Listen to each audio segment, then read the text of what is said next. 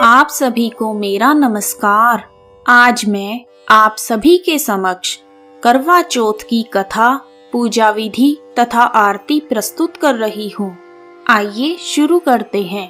सबसे पहले सभी सुहागन स्त्रियों को मेरी तरफ से करवा चौथ की हार्दिक शुभकामनाएं। करवा चौथ का व्रत कार्तिक मास की कृष्ण पक्ष की चतुर्थी को किया जाता है। यह व्रत सुहागन स्त्रियां अपने पति की लंबी आयु के लिए रखती हैं। इस दिन सूर्योदय से पहले उठकर सरगी खाने का नियम है। उसके बाद स्नान आदि से निवृत्त होकर पूरा दिन व्रत किया जाता है और संध्या के समय करवा चौथ की कथा सुनी जाती है। कथा सुनने के बाद सभी व्रतधारी स्त्रियां अपनी सासू जी अथवा ससुर जी के लिए बायना निकालती हैं। यदि आपके सास अथवा ससुर नहीं हैं, तो किसी बुजुर्ग अथवा ब्राह्मणी को बायना दिया जाता है। रात को चंद्रमा की पूजा करके अर्घ्य देकर भोजन किया जाता है। करवा चौथ का व्रत अलग अलग जगह अलग अलग तरीके से मनाया जाता है। भले ही करवा चौथ की पूजा करने के तरीके में थोड़ा बहुत फर्क होता है, परंतु यह व्रत सभी स्त्रियां अपने पति की दीर्घायु के लिए रखती हैं। पंजाब में कुंवारी लड़कियां अपना इच्छित वर पाने के लिए भी यह व्रत करती हैं तथा जिन लड़कियों की शादी तय हो जाती है वह भी इस व्रत को करती हैं। आइए अब शुरू करते हैं करवा चौथ की कथा। मम सुख सौभाग्य पुत्र पौत्रादि सुस्थिर श्री प्राप्त ये करक चतुर्थी व्रतमहं करिष्ये। मम सुख सौभाग्य पुत्र पौत्रादि सुस्थिर श्री प्राप्त्ये करक चतुर्थी व्रतमहं करिष्ये। प्राचीन समय में एक विद्वान ब्राह्मण के 7 बेटे तथा एक बेटी थी। वह अपने 7 भाइयों की बहुत लाडली बहन थी। भाई बहन हमेशा एक साथ ही भोजन करते थे। जब उनकी बहन की शादी हो गई तब वह 7 भाई बहुत उदास हो गए।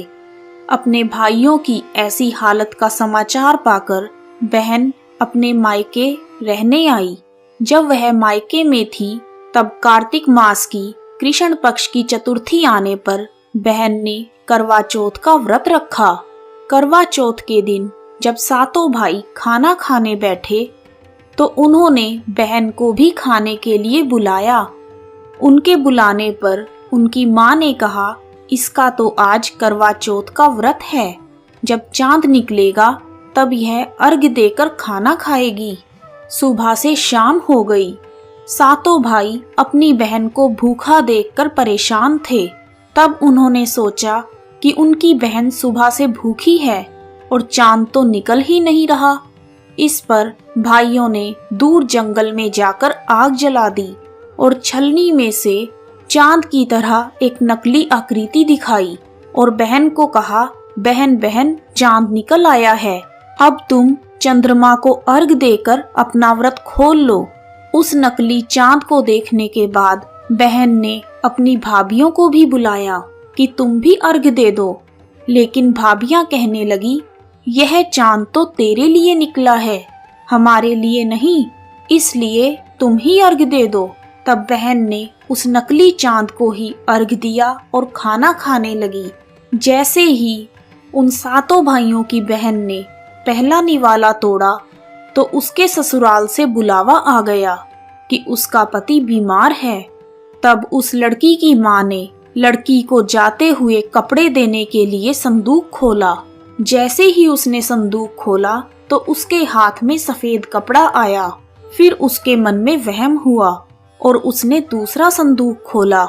दूसरे संदूक को खोलने पर भी सफेद कपड़ा ही सामने आया। ऐसे ही उसकी माँ ने 4 संदूक खोले। चारों संदूकों में से सफेद कपड़ा ही सामने आया। तब उसकी माँ ने उसे वही कपड़ा पहनाकर जल्दी से भेज दिया और जाने से पहले उसे एक सोने का सिक्का दिया और कहा, रास्ते में सभी को नमस्कार करके पैरों को छूकर आशीर्वाद लेना और जो तुम्हें सुहागन होने की आशीष दे उसे ही यह सिक्का देना। वह लड़की उस सिक्के को लेकर वहां से चली गई। रास्ते में उसने बहुत लोगों के पैर छुए, परंतु किसी ने भी उसे सुहागन होने का आशीर्वाद नहीं दिया।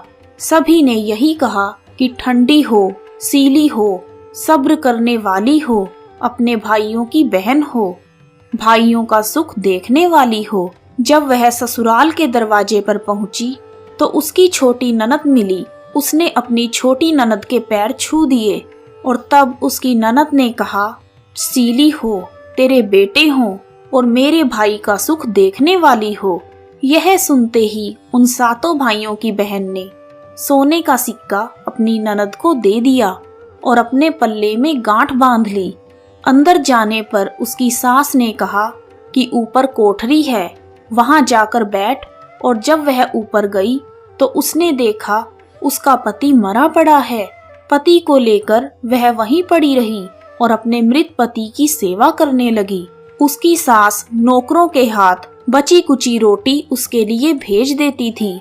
इस तरह अपने मृत पति की सेवा करते हुए उसे 1 वर्ष बीत गया। करवा चौथ का व्रत फिर से आया। सभी सुहागन स्त्रियों ने नहा धोकर करवा चौथ का व्रत किया, सिर धोया, हाथों में मेहंदी लगाई और 16 श्रृंगार किए। सभी ने सुहाग के नाम की नई चूड़ियां पहनी। वह लड़की यह सब देखती रही। एक पड़ोसन ने उसे कहा, तू भी करवा चौथ का व्रत कर ले। तब वह बोली, मैं कैसे व्रत करूं? इस पर पड़ोसन ने कहा कि चौथ माता सब ठीक कर देंगी। पड़ोसन के कहने पर उसने भी व्रत किया। कुछ देर बाद करवे बेचने के लिए एक औरत आई और आवाज लगाने लगी, करवा लो, भाइयों की प्यारी करवा लो, दिन में चांद उगाने वाली करवा लो, ज्यादा भूख की मारी करवा लो। बहू ने आवाज लगाई, ए करवे वाली, मुझे भी करवा दे जा।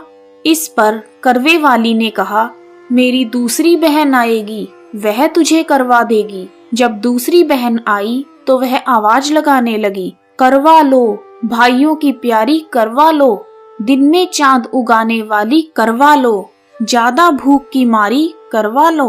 बहू ने आवाज लगाई, ए करवे वाली, मुझे भी करवा दे जा। इस पर करवे वाली ने कहा, मेरी तीसरी बहन आएगी, वह तुझे करवा देगी। इस तरह से 5 बहनें आई। सभी ने यही कहा कि मेरी बहन आएगी, वह तुझे करवा देगी। अब छठी बहन ने करवों के लिए आवाज लगाई और उसने कहा कि हमारी 7वीं बहन आएगी, तुम उससे करवा लेना। जब वह आए तो तुम उसके रास्ते में कांटे बिखेर देना, उसके पैर में कांटे चुभ जाएंगे।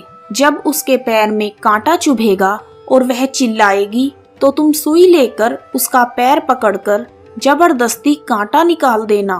तुम्हारे कांटा निकालते ही जब वह तुम्हें आशीर्वाद देगी तब तुम उससे करवा मांगना और करवा लेकर तुम व्रत का उद्यापन करना, जिससे तुम्हारा पति ठीक हो जाएगा।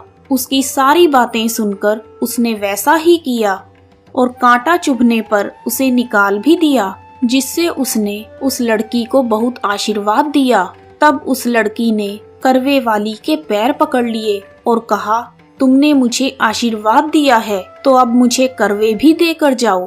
तब करवे वाली बोली, तूने तो मुझे ठग लिया। यह कहकर चौथ माता ने उसे आंख से काजल, नाखूनों से मेहंदी, मांग से सिंदूर निकालकर छोटी उंगली से उसे छींटा दिया, साथ ही करवा भी दिया। करवा लेकर बहू ने व्रत रखा और उद्यापन भी किया। यह सब होने पर उसका पति जीवित हो गया और कहने लगा, मैं तो बहुत सोया। तब उसकी पत्नी बोली, तुम सोए नहीं, 12 महीने से मैं तुम्हारी सेवा कर रही हूँ। ये तो कार्तिक मास की चौथ माता ने मुझे मेरा सुहाग दिया है। उसके बाद दोनों पति पत्नी ने करवा चौथ का उद्यापन करके और चंद्रमा को अर्घ्य देकर खाना खाया और खाना खाकर वह दोनों चौपड़ खेलने लगे। जब वह चौपड़ खेल रहे थे तब उसकी सास ने दासी को तेल में बना हुआ खाना देकर बहू के पास भेजा। दासी ने देखा वह दोनों तो चौपड़ खेल रहे हैं। वह उल्टे पैर लौट गई और जाकर सास से कहा, तुम्हारे महल में तो बहुत रौनक है, तुम्हारे बहू बेटे तो चौपड़ खेल रहे हैं। यह सुनकर सास हैरान हो गई और खुशी खुशी उन्हें देखने गई। बहू ने सास के पैर छुए। तब सास ने कहा, बहू सच सच बता, तूने यह चमत्कार कैसे किया? तब बहू ने करवा चौथ की सारी बात बताई।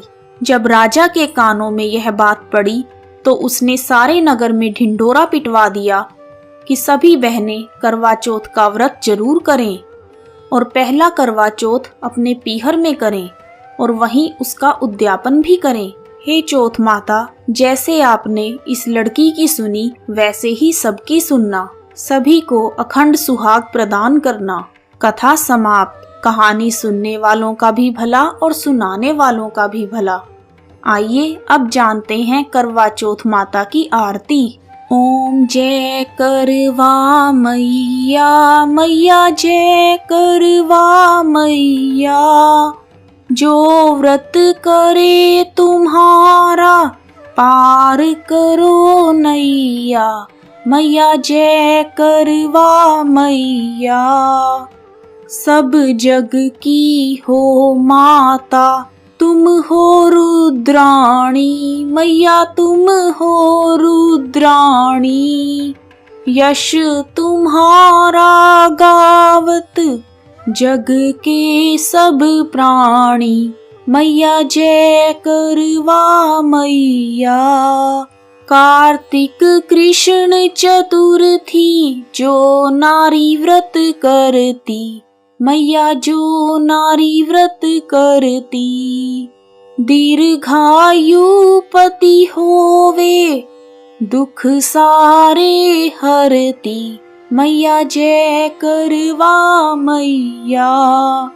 होए सुहागन नारी, सुख संपत्ति पावे। गणपति जी दयालु, विघ्न सभी नाशे, मैया जय करवा मैया। करवा मैया की आरती व्रत कर जो गावे, मैया व्रत कर जो गावे। व्रत हो जाए पूर्ण, सब विधि सुख पावे, मैया जय करवा मैया। जय चौथ माता।